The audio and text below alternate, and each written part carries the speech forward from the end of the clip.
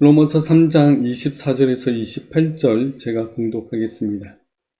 그리스도 예수 안에 있는 성령으로 말미암아 하나님의 은혜로 값없이 의롭다 하심을 얻은 자 되었느니라.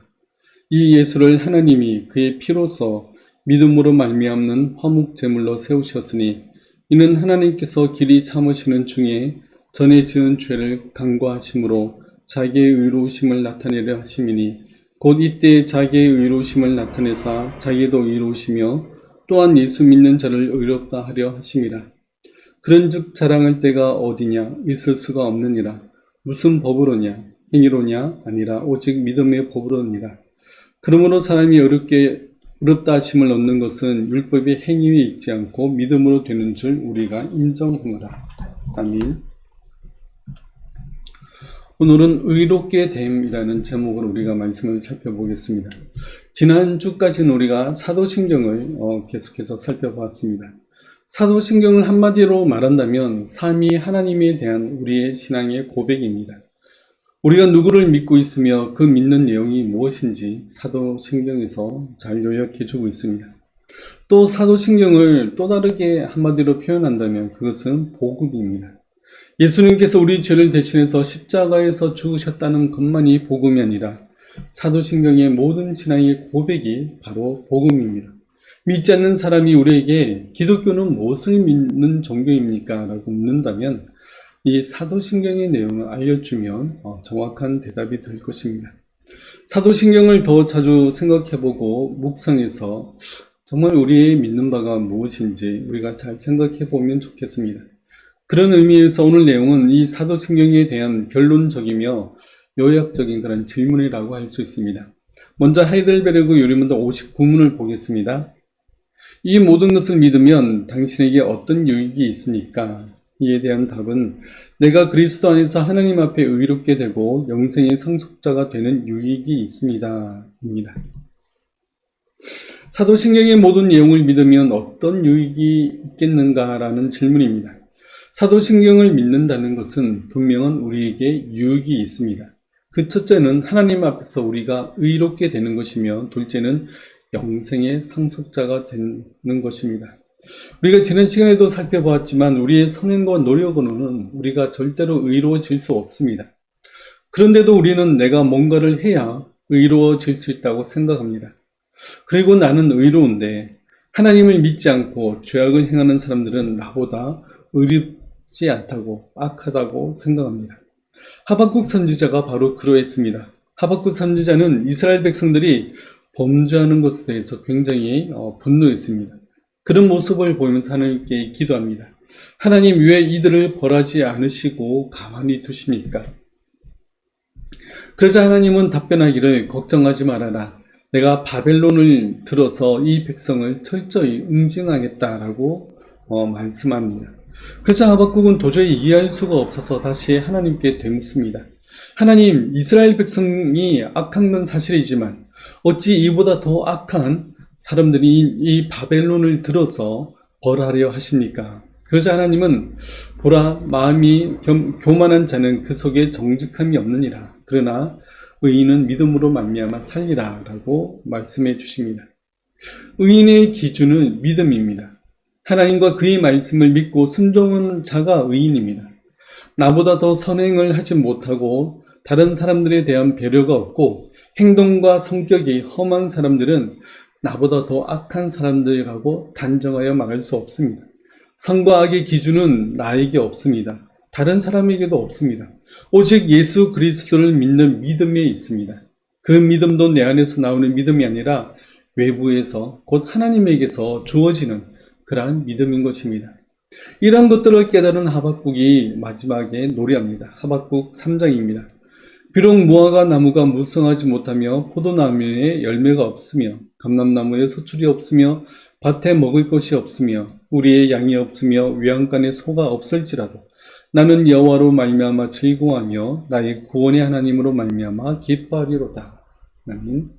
나무에 아무런 열매도 없고 밭에 소출도 없고 양과 소가 없을지라도 당장 수입도 없고 당장 먹을 것조차 없어서 내가 굶을지라도 나는 나의 구원의 하나님으로 말미암아 기뻐하리라는 그러한 노래입니다. 하박국 선지자는 하나님과의 대화에서 참된 의가 무엇인지를 발견합니다. 그리고 이 세상 그 무엇보다 귀하고 값진 것은 이 믿음과 복음이라는 사실을 알고, 그리고 믿음과 복음이 무엇인지를 알고 믿는 사람으로 살아가는 그 일을 발견하게 됩니다. 너무나 값지고 놀라운 일임을 하박국 선지자는 발견했던 것입니다. 하박국은 이 놀라운 진리와 복음을 들고 사람들에게 전했지만 사람들은 믿지 않았습니다. 그들은 자기들이 믿고 싶은 대로 믿었습니다. 의의 기준을 여전히 자기 자신에게 두었습니다. 그러면서 하나님의 말씀으로 산다고 말은 하면서도 자기 뜻대로 살아가는 그러한 사람들이었습니다. 이런 현상은 오늘날이 더 심하다고 이야기할 수 있습니다. 신본주의가 아니라 지금은 인본주의 세상입니다. 이 세상에 살면서 자신의 생각과 뜻이 중심이 되어서 생각하고 판단합니다. 그러면서 복음이 더욱 오염되었습니다. 교회를 다니고 하나님을 믿는다고 말은 하면서도 여전히 자신이 의롭게 되기 위해서는 노력과 선행하기를 힘씁니다. 그래야 자신의 마음이 편해지기 때문에 그렇습니다. 사도신경에서도 우리가 믿는 바가 무엇인지 분명하게 말씀합니다. 그리고 하이델베르그는 그 믿음이 무엇인지 사도신경이 끝난 뒤에 계속 질문을 던지고 있습니다. 하이델베르그 요리문답 60문을 보겠습니다. 당신은 하나님 앞에서 어떻게 의롭게 됩니까? 이에 대한 답은 오직 예수 그리스도에 대한 참된 믿음으로 됩니다. 즉 비록 내 양심이 내가 하나님의 모든 계명을 크게 어기고 어느 하나도 지키지 못하며 여전히 모든 악을 지으려는 성향이 있다고 고소할지라도 하나님은 나의 어떠한 공로 없이 오직 순전한 은혜로 그리스도의 완벽한 희생과 의와 거룩함을 나에게 허용하시고 전가하십니다. 마치 내가 전혀 죄를 짓지 않은 것처럼 여기시고 그리스도가 나를 위해 완수하신 모든 순종을 마치 내가 온전히 이룬 것처럼 여기시는데 내가 믿는 마음으로 그러한 유익을 받아들이기만 하면 그렇습니다. 우리는 하나님 앞에서 어떻게 의롭게 될까요? 우리를 의롭다고 여기신다는 것의 신학적인 용어는 바로 칭의입니다. 하나님은 하나님의 값없는 은혜로 되어진 이 일이 바로 칭의입니다. 내가 노력해서 얻는 것도 아니며 내 실력이 뛰어나서 받는 것도 아니며 내가 믿음이 좋은 집안에서 태어나서 그런 것도 아닙니다. 오직 하나님의 은혜입니다. 오직 하나님의 은혜라고 하는 것은 내 힘과 지혜가 아니라 오직 하나님의 무조건적인 그런 선택에 의해서 되어진 일입니다. 그러므로 의롭게 되었다고 자랑할 것도 아니며 다른 사람이 의롭게 되지 못했다고 비난할 바도 아닙니다. 그저 은혜입니다. 하나님께 감사하며 하나님께 영광 돌릴 뿐입니다. 그런데 자신은 교회 다니면서 하나님의 백성이 되었다고 하면서 그렇지 못한 사람들을 무시하거나 상대하지 않으려는 그런 사람들이 있습니다. 소위 특권의식을 가진 사람들입니다. 저들은 지옥에 갈 것이고 나는 천국에 갈 것이기 때문에 저들과는 상종하지 않겠다고 생각하는 그런 특권의식은 잘못된 생각입니다. 절대 하나님이 기뻐하시는 그러한 모습이 아닙니다. 그들이 지금은 하나님을 믿지 않지만 언제 구원의 자리로 돌아올지 모릅니다. 오히려 믿지 않는 그들이 하나님을 믿을 수 있는 자리로 나올 수 있도록 더욱 친절히 대하며 또 그들을 믿음으로 대해야 됩니다. 그래서 나의 말과 행동으로 말미암아 내 주위에 믿지 않는 사람 한 사람이라도 선한 영향력을 받아서 하나님 앞으로 인도할 수 있는 우리들이 되기를 우리는 힘써야 됩니다. 내가 특권의식을 가지고 아직도 교회를 나오지 않는 하나님을 믿지 않는 사람들을 비난하거나 무시해서는 안 되는 것입니다. 오히려 거저 받은 이 놀라운 은혜에 감사하며 겸손한 마음으로 믿지 않는 사람들을 우리는 대해야 됩니다. 참된 믿음이 있는 사람은 교만할 수가 없습니다. 겸손하고 낮아져서 나 자신이 복음의 메시지가 되도록 힘쓰는 우리 모두가 되길 바라겠습니다. 그러면 우리는 어떻게 의롭게 될까요? 라는 것이 하이델베르그 60문의 질문입니다. 하나님께서 우리를 의롭다고 하시는 것이 칭의라고 이야기했습니다. 우리가 의롭지 않았는데 이제 의롭다고 하시는 겁니다. 그러니까 이 칭의는 법정적인 그런 용어입니다. 판사가 판결을 내리는 것과 같습니다. 그러면 그렇게 이제 결론이 나는 것입니다. 하나님은 의가 전혀 없던 우리들에게 이제 의가 있다고 선언하시는 겁니다. 우리가 죄의 깊은 수렁에 빠져 허우적거리고 있을 때 우리를 그 죄의 수렁에서 건져내시면서 너는 이제 죄인이 아니다, 의인이다 라고 선언해 주시는 겁니다. 우리가 사형 선고 받을 만큼 큰 죄를 저질렀는데 이제는 너는 죄가 없다, 그러니 그냥 돌아가라 라고 하는 것과 같은 것입니다. 이게 가능한 것은 우리 안에 있는 어떤 의를 보고 결정한 것이 아니라 우리 밖에 있는 의가 우리의 것이 되게 하셨기 때문에 가능한 것입니다. 우리가 한 것은 아무것도 없습니다. 오직 그리스도께서 모든 순종을 이루셨는데 하나님은 마치 우리가 이룬 것처럼 그렇게 간주해 주십니다. 그래서 우리가 전혀 죄를 짓지 않은 것처럼 대해 주십니다. 이것을 우리는 칭의라고 이야기합니다. 이 사실을 그냥 믿으라고 하면 사실 어렵습니다. 우리가 전혀 한 일이 없는데 우리를 의인이라고 부르시면 우리는 당황할 수 있습니다. 전혀 그렇지 않은 것 같은데 그렇게 여겨주시고 그렇게 선언해 주시는 것입니다. 어떻게 그럴 수 있는지 우리 말씀에 잘 나와 있습니다. 먼저 고린도후서 5장 말씀을 보겠습니다. 하나님이 죄를 알지도 못하신 이를 우리를 대신하여 죄로 삼으신 것은 우리로 하여금 그 안에서 하나님의 의가 되게 하려 하심이라. 아멘.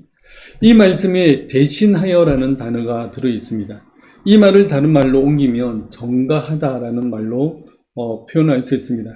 내 잘못을 다른 사람에게 뒤집어 씌운다고 할 때 사용하는 단어가 전가입니다. 하나님은 우리의 죄를 예수님께 전가시켰습니다. 또 예수님이 가지고 계신 그 의를 우리에게 전가시켰습니다.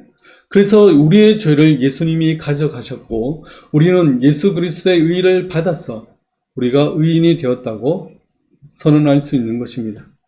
우리는 예수 그리스도로 말미암아 의인이 되었습니다. 내가 나를 볼 때에는 여전히 변한 것이 없습니다. 예수 그리스도를 믿고 하나님의 자녀가 되었지만 그 이전과 바뀐 것이 별로 없는 것 같습니다. 예수님을 믿기 이전과 똑같은 생각을 하고 똑같이 살아갑니다. 예수님을 나의 구조로 믿기 이전에 나는 하나님을 등지고 세상 끝으로 나아가는 그런 자였습니다. 그러다가 예수님을 나의 구조로 믿기 시작하면서부터는 그 자리에서 유턴을 해서 이제는 하나님을 향하여 나아가는 자가 되었습니다. 그 순간 하나님은 예수 그리스도의 의로 말미암아 우리를 의롭다고 여겨주시는 것입니다. 그런데 유턴한 그 자리는 하나님을 등지고 세상 끝까지 가던 그 자리입니다. 그 자리에서 유턴했기 때문에 뭔가 특별히 바뀐 것도 없고 달라진 것도 없는 그런 모습입니다. 그러나 이제 한 걸음씩 하나님을 향하여 나아가는 자가 되었습니다. 하나님은 나를 너는 이제 죄가 없는 의인이다 라고 선언해 주십니다. 우리가 이제 의인이 되었습니다. 이제 내 삶의 중심은 하나님이십니다. 이제 하나님의 뜻을 구하고 그 뜻대로 살기를 소망하는 그러한 자가 되었습니다. 이것이 가장 큰 차이점입니다. 우리는 나의 모든 죄를 용서함 받고 의로운 자가 되었습니다. 그렇다면 그에 합당한 삶을 살기 위해서 우리가 힘써야 됩니다.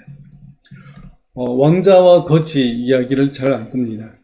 어느 날 왕자는 자신과 똑같은 그런 거지가 있다는 것을 발견합니다. 그리고 그 왕자는 세상을 구경하고 싶어서 잠시 거지에게 자신의 왕자의 자리에 맡기고 자신은 거지처럼 분장하고 세상 구경을 나섭니다. 그런데 거지는 왕자가 되었지만 자신이 가지고 있던 습관을 잘 바꾸지 못합니다. 일시적으로 왕자의 신분이 되었지만 여전히 거지처럼 생활하는 모습을 봅니다. 우리도 하루아침에 죄인에서 하나님의 자녀가 되었습니다. 이제 하나님의 자녀처럼 살아야 되는데 여전히 죄인처럼 생활합니다. 이 거지와 왕자 이야기와 우리와의 다른 점은 우리는 진짜 죄인에서 의인이 된 자입니다. 진짜 의인으로 살아가야 되는데 여전히 죄인처럼 살아갑니다. 하나님 보시기에 얼마나 답답하고 어리석은 우리의 모습들인지 모릅니다. 이제 의인이 되었고 하나님의 자녀가 되었습니다. 이제 우리는 천국의 시민권을 가진 그러한 백성이 되었습니다. 그러면 그에 합당한 삶을 살기 위해서 우리가 더욱 힘써야 됩니다. 누구보다 하나님을 사랑하고 말씀에 순종하며 살기를 우리는 힘써야 됩니다. 누구보다 사랑이 많고 또 긍휼이 많은 사람이 되도록 우리는 또한 힘써야 됩니다. 누구를 대하든지 죽게 하듯 해야 됩니다. 나에게 잘못한 사람을 70번씩 7번이라도 용서해 줄 수 있는 그러한 사람이 되어야 됩니다. 죄의 값은 사망입니다. 우리는 죄인이었습니다. 내가 죽어야 했습니다. 그러나 예수님은 나의 죄를 대신 짊어지시고 자신을 버리셨고 우리를 구원해 주셨습니다. 이보다 더 큰 사랑이 없으며 이보다 더 큰 은혜는 없습니다. 아무리 작고 사소한 죄라도 우리는 그 죄를 해결할 길이 전혀 없습니다. 그러나 온 세상의 주인이신 예수님께서 나를 대신하여 죽으심으로 말미암아 우리를 살리셨습니다. 이것이 우리에게 가장 큰 복입니다. 가장 큰 은혜와 복을 받은 자로서 이제 우리는 의인으로서 살아가는 사람들입니다. 이제 예수님의 생명의 값으로 살아가야 됩니다. 이제 칭의를 받은 자로서 의인으로서 믿음으로 살아가길 힘쓰는 우리 모두가 되길 바라겠습니다. 하이델베르그 유료문답 61문을 보겠습니다. 당신은 왜 오직 믿음으로만 의롭게 된다고 말합니까? 이에 대한 답은 내 믿음의 가치 때문에 내가 하나님께 용납되는 것이 아니라 오직 그리스도의 희생과 의와 거룩함이 하나님 앞에서 나의 의가 되기 때문이고 나는 오직 믿음 이외에는 어떠한 방식으로도 그와 같은 것을 받거나 나 자신에게 적용할 수 없기 때문입니다. 우리는 오직 믿음으로 의롭게 됩니다. 종교개혁을 일으킬 때 모토 중에 하나가 바로 오직 믿음이었습니다. 그 당시에도 교회에는 많은 부패가 있었습니다. 사람이 의롭게 되는 것은 오직 믿음이 아니라 면죄부를 많이 구입해서 된다고 생각했습니다. 그러나 면죄부를 많이 구입해서도 우리가 의롭게 되지 못하며 고해 성사를 많이 한다고 해도 우리가 의롭게 되지 못합니다. 다른 무엇도 아닌 오직 우리를 위해서 피 흘려 죽으신 예수 그리스도를 믿음으로 말미암아 우리는 의롭게 됩니다. 그러므로 우리는 오직 믿음으로 말미암아 의롭게 된다는 이 사실을 우리가 확실히 가져야 됩니다. 왜냐하면 우리의 모든 죄를 사함받고 우리가 의롭게 되는 일은 오직 예수 그리스도의 성령으로 말미암아 이루어지는 일이기 때문에 그렇습니다. 로마서 3장에서 이렇게 말씀합니다. 그리스도 예수 안에 있는 성령으로 말미암아 하나님의 은혜로 값없이 의롭다 하심을 얻은 자 되었느니라. 이 예수를 하나님이 그의 피로서 믿음으로 말미암는 화목제물로 세우셨으니 이는 하나님께서 길이 참으시는 중에 전에 지은 죄를 간과하심으로 자기의 의로우심을 나타내려 하심이니 곧 이때에 자기의 의로우심을 나타내사 자기도 의로우시며 또한 예수 믿는 자를 의롭다 하려 하심이라. 아멘. 하나님은 그리스도 예수 안에 있는 성령으로 말미암아 우리를 의롭게 여겨주십니다. 그 피로 말미암아 우리 죄를 용서해 주시며 또 우리의 모든 죄를 간과해 주십니다. 그냥 지나쳐 가십니다. 예수 그리스도가 화목제물이 되셔서 우리를 의롭게 여겨주시는 것입니다. 그래서 우리는 내가 가진 그 어떤 것으로도 우리는 자랑할 수 없습니다. 그 방금 읽었던 말씀의 그 다음 절입니다. 그런즉 자랑할 때가 어디냐 있을 수가 없느니라. 무슨 법으로냐 행위로냐 아니라 오직 믿음의 법으로니라. 우리는 우리가 가진 것으로 절대 자랑할 수 없습니다. 오직 하나님의 은혜로 말미암아 값없이 의롭다 하심을 얻었기 때문에 우리는 자랑할 수 없습니다. 이 복음을 바르게 한다면 우리는 절대 자랑하며 다른 사람을 멸시할 수 없습니다. 로마서 4장 말씀을 좀 더 보겠습니다. 일하는 자에게는 그 삭시 은혜로 여겨지지 아니하고 보수로 여겨지거니와 이를 아니할지라도 경건하지 아니한 자를 의롭다 하시는 이를 믿는 자에게는 그의 믿음을 의로 여기시나니 일한 것이 없이 하나님께 의로 여기심을 받는 사람의 복에 대하여 다윗이 말한 바 불법이 사함을 받고 죄가 가리어짐을 받는 사람들은 복이 있고 주께서 그 죄를 인정하지 아니하실 사람은 복이 있도다 함과 같으니라. 아멘. 우리의 죄는 없어지는 것이 아니라 가려지는 것입니다. 예수 그리스도의 보혈의 은혜로 말미암아 죄가 가려지고 하나님은 우리의 죄를 인정하지 않으십니다. 그러므로 우리의 죄가 가려짐을 아는 것, 이것이 바로 믿음입니다. 여기에 절대 우리의 선행이나 우리의 노력이 들어갈 수 없습니다. 하나님은 우리가 행한 믿음을 보시고 그 믿음에 어떤 가치가 있다고 판단한 다음에 우리를 의롭다고 여기시는 것이 아닙니다. 오직 예수 그리스도가 피값으로 우리를 의롭다고 여겨주시는 것입니다. 우리는 심지어 우리의 믿음조차도 불완전하고 죄로 인해서 오염되어 있습니다. 하나님은 오직 그리스도의 의와 거룩 때문에 우리를 의롭다고 여겨주실 뿐입니다. 그러므로 오직 믿음은 우리를 지극히 겸손하게 하며 그리스도를 높이게 합니다. 그리고 우리의 구원에 있어서 오직 하나님의 은혜와 긍휼하심을 선포하게 하는 것입니다. 종교개혁 시대 때나 하이델베르그 유리문답을 작성할 때나 지금이나 이 믿음이 무엇인지 또 의롭게 되는 것이 무엇인지 강조하는 이유가 있습니다. 그것은 우리들이 여전히 그 오직 믿음을 믿지 못하고 살기 때문에 그렇습니다. 우리는 절대 우리의 노력과 선행과 우리의 결단에 의해서 우리가 구원받는 것이 아니라 하나님의 은혜에 의해서 믿음으로 말미암아 우리가 구원을 받습니다. 에베소서 2장에서 이렇게 말씀합니다. 너희는 그 은혜에 의하여 믿음으로 말미암아 구원을 받았으니 이것은 너희에게서 난 것이 아니요 하나님의 선물이라. 행위에서 난 것이 아니니 이는 누구든지 자랑하지 못하게 합니다. 우리는 은혜로 말미암아 구원을 받았습니다. 우리 안에서 나온 뭔가 놀랍고 선한 것으로 말미암아 된 것이 아닙니다. 우리의 그 어떤 행위에서도 난 것이 아닙니다. 오직 하나님의 선물이기에 우리는 자랑할 수 없습니다. 우리는 믿음으로 말미암아 구원을 받았습니다. 그 믿음은 하나님이 주시는 선물의 통로입니다. 내가 믿는다고 했을 때 그 믿음조차 하나님께서 우리에게 주신 믿음입니다. 내 속에는 선한 것이 전혀 없습니다. 내가 가진 믿음조차 불완전하고 위태롭습니다. 그러나 우리의 구원은 그러한 것에 있지 않기 때문에 우리가 염려하지 않아도 됩니다. 오직 예수 그리스도의 보혈로 말미암아 우리를 의롭게 여기시고 우리를 구원해 주셨습니다. 그러므로 내 속에서 뭔가 찾으려고 하지 마시고 하나님께서 은혜로 주신 선물을 바라보시기 바랍니다. 예수 그리스도의 보혈로 말미암아 내 죄를 덮으시고 간과하심에 우리가 감사하시기 바랍니다. 전적으로 은혜로 말미암아 의롭게 되어 하나님의 자녀가 되게 해주심에 감사합시다. 한 주간 우리가 의롭게 된 이 원리를 생각하며 감사하는 한 주가 다 되시길 바라겠습니다. 기도하겠습니다.